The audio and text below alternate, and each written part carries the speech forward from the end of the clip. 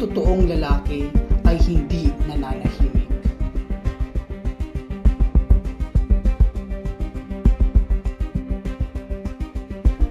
Araw-araw, humaharap sa karahasan ang mga kababaihan, kadalasan sa mga paraan na hindi natin namamalayan.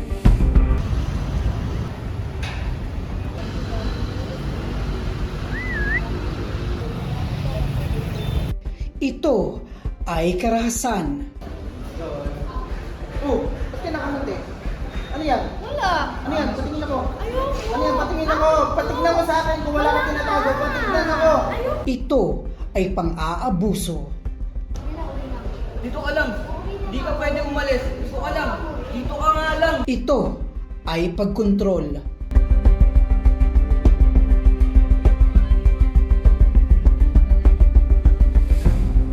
At ito ay pambabastos. Violence is not just physical, it's disrespect, control, fear, and silence.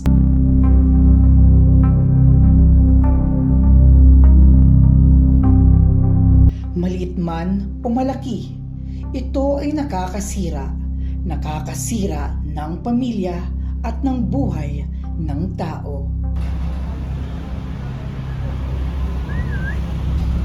Uy, mga Ginoo, alam niyo ba ang ginawa niyo ay bawal? Yan ay labag sa ating batas. Uy, di tama yan. Di maganda yung ginagawa nyo. Mga babae at ginagalang hindi inuusgahan. Joy, asan na titignan mo lang? Titignan mo lang. Tama na yan, huwag kayong mag-away. Brother, dapat ang babae i-respeto ang ginagalang natin. Kung ano yung privacy na dapat ibigay natin sa kanila.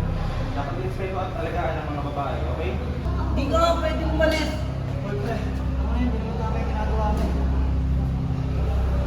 But violence can end when men choose to act, when men choose to discipline, and when men choose to respect.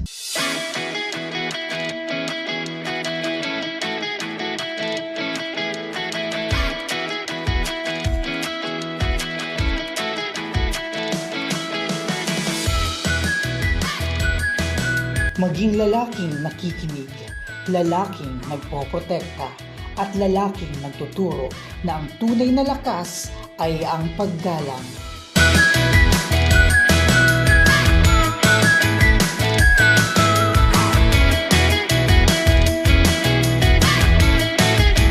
Ang tunay na lalaki ay hindi nananakit. Tayo ang magtatapos ng karahasan laban sa kababaihan. Stand for respect. Stand for safety. Stand for a vow-free Philippines.